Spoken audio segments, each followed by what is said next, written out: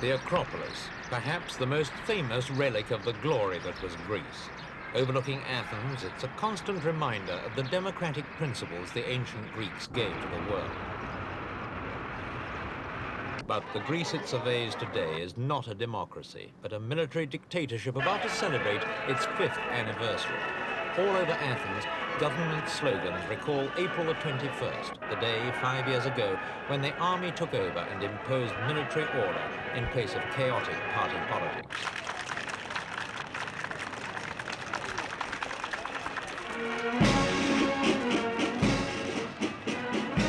The military regime in Greece has largely been the creation of one man, this man, Prime Minister George Papadopoulos, a 52-year-old fiercely nationalistic army colonel who masterminded the coup d'etat and who, in the 5 years since, has emerged from the military junta as the unchallenged ruler of the country.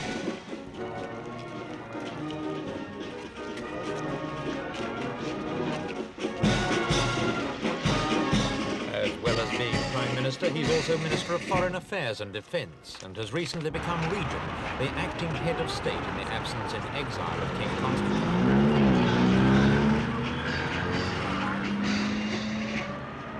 Greece today presents a calm appearance to the outside world. The government likes to believe that it's greatly admired by the vast majority of the Greek people, a view that's certainly exaggerated. But if most Greeks are not especially enthusiastic about the regime, they don't seem particularly discontented with it either. Most people, in fact, are apathetic. In Athens, they're content to drink their ouzo aperitifs in pavement cafes and talk of subjects other than politics. Compared with the tension of the first 2 years after the coup, today's atmosphere is relaxed and informal. It's also a far cry from the climate that prevailed in the 2 years before the army took over.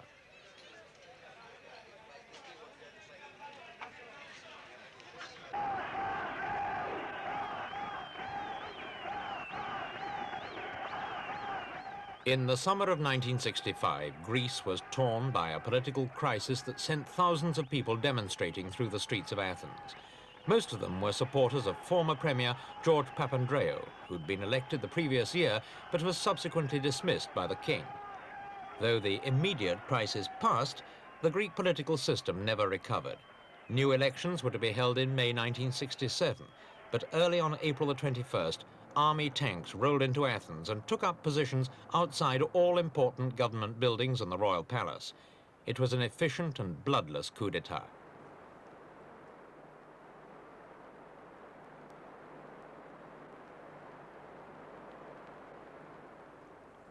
In a broadcast, the new government proclaimed the death of party politics. There's no longer left, right and centre, they said, only Greeks. For 25-year-old King Constantine, the coup came as a surprise, but he tried to get along with the colonels at first. Then, in December, he tried to organize a counter-coup. He failed and was forced to flee with his family to Rome, where he's lived ever since.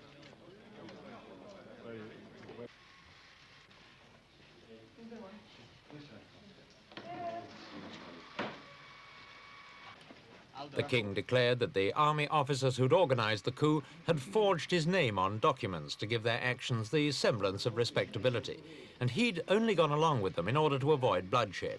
He also made clear the conditions for his return to Greece. I decided to act. I did not succeed, but it remains my duty and purpose to restore parliamentary rule to Greece. I have only one condition for my return to Greece as the rightful chief of state: that the government in power announce a firm and complete timetable for the re-establishment of a normal, democratic political life. There must be an acceptable date for the publication of a new constitution. There must be an early date announced for a plebiscite on the constitution. And the Greek people should be assured that they again would be able to exercise their ancient right to elect their own government.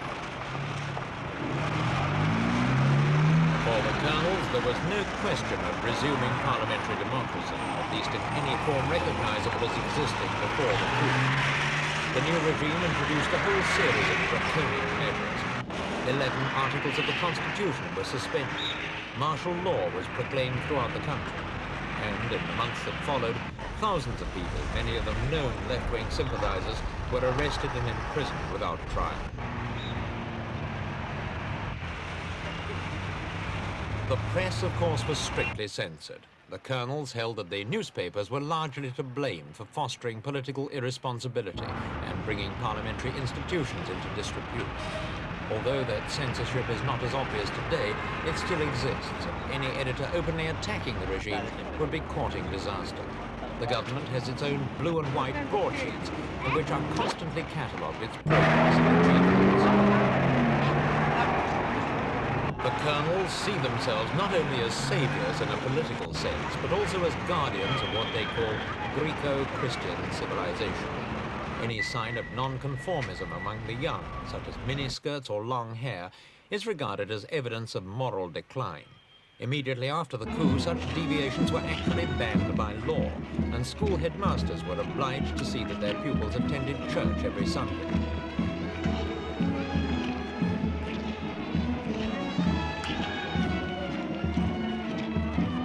This is how the government would like all young Greeks to look. These teenagers are members of the Alchemy, a sort of Papadopoulos youth party. The chief criteria for membership are a minimum age of 10 and a healthy nationalistic ideology. Battle dress uniforms and heavy black boots help to reinforce the impression of a militant youth mobilized in defense of the values of the April the 21st revolution. But to many of the government's critics, especially outside Greece, the Alchemy bear too close a resemblance to the fascist youth parties of the pre-war era.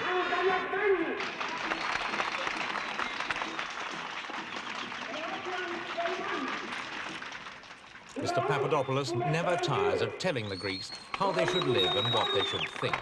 And as with any politician, his speeches constantly refer to the achievements of his own regime, and above all, to the stability he's undoubtedly given Greece in the last 5 years.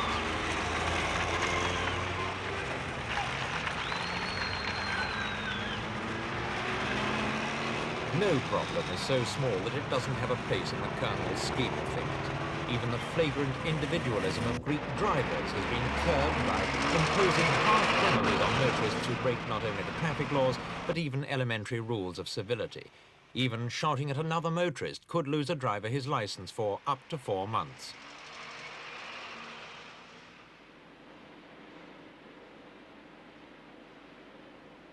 In economic terms, Greece has done reasonably well under Papadopoulos.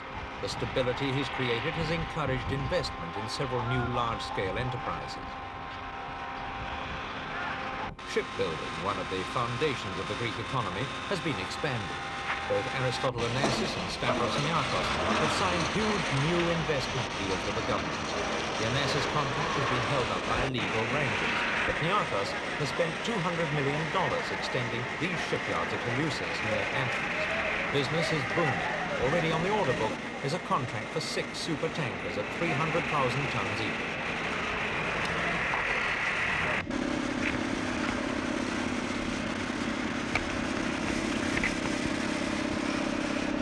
The investments don't stop with shipbuilding. The Niarchos deal has also meant a tripling of the processing capacity in the state-owned oil refinery near Athens. In fact, petrochemicals have become one of the fastest-growing industries in Greece.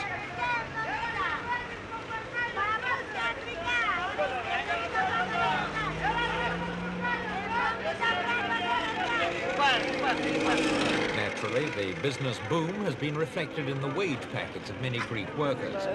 Over half the country's labour force of 4 million work in industrial enterprises or in services dependent on industry. And in the last few years, they've seen their wages rising faster than prices. For the country as a whole, the average income has now reached the psychologically important figure of $1,000 a head.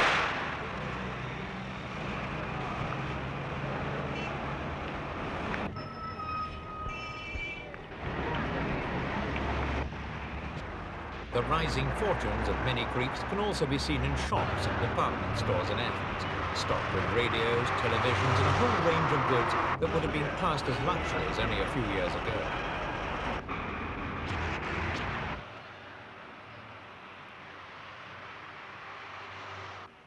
And to complete the picture of prosperity, there are, of course, the tourists, who are pouring into Greece in increasing numbers every year. 2 million came last year and spent nearly $200 million. And the government is planning to receive 8 million tourists a year by the end of the decade.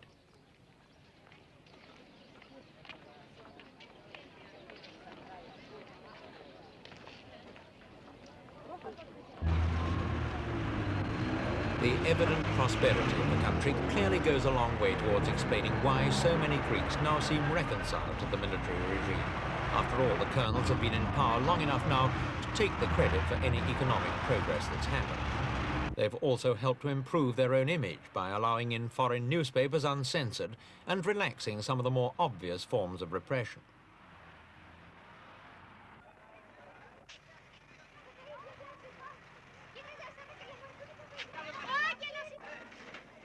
Last year, the government released 500 political prisoners who'd been held ever since the coup d'etat. In all, 1,500 political prisoners have now been freed, and if official figures are correct, only 240 are now left, with another 60 still awaiting trial.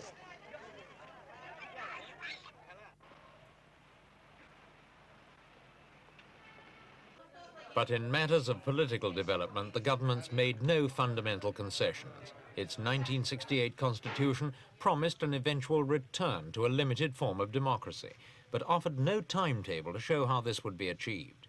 Meantime, there's been a certain amount of window dressing, such as last year's election for the so-called mini-parliament.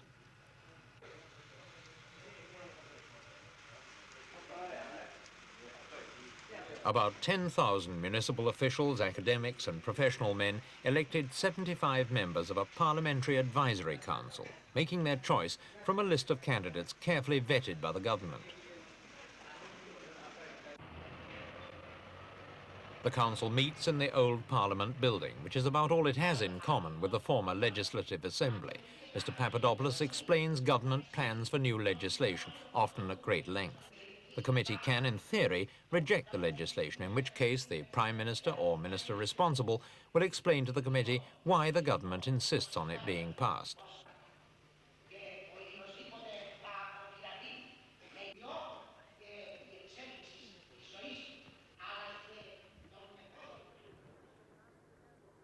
The whole exercise is like playing at democracy, an elaborate game in which the committee pretends to be Parliament and the government insists on being the government. And in a way, that's how Mr. Papadopoulos sees it too. The committee practicing to be a Parliament in readiness for the day when the Greeks will be pronounced sufficiently re-educated to be entrusted once more with the nation's affairs.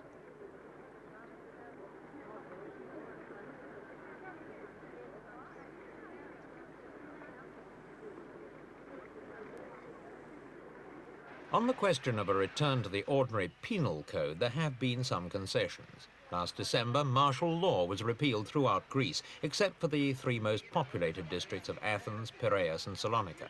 But even where civil judges have replaced the military, there's little practical difference, since many martial law provisions have now been incorporated into ordinary penal legislation.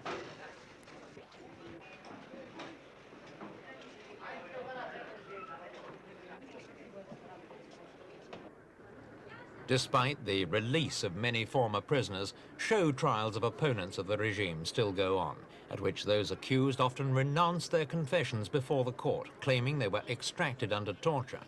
Greece was virtually expelled from the Council of Europe on the strength of such allegations, and the regime is likely to remain outside for as long as such trials continue.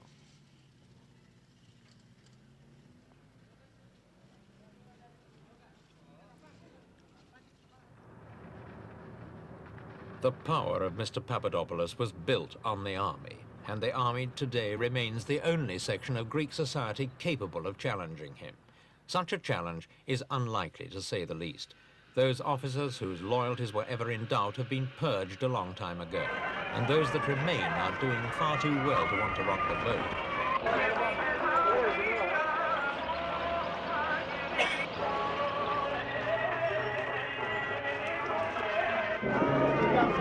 the traditional Easter celebrations in Athens, an occasion when the head of state performs the time-honored Greek custom of cracking Easter eggs. Before the coup, King Constantine used to do it, and until last year the government-appointed regent. This year, Mr. Papadopoulos himself is in charge, having taken over the regency himself only a few weeks earlier.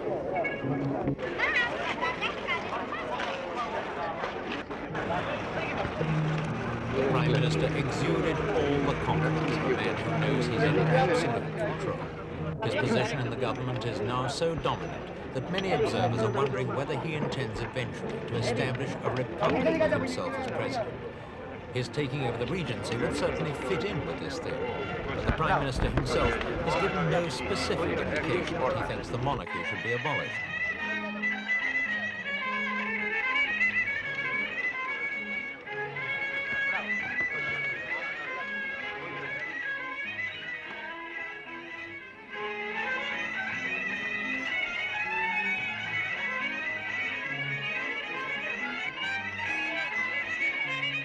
Later in the day, a display of traditional Greek dancing performed by members of the National Guard, former guardians of the Royal Palace.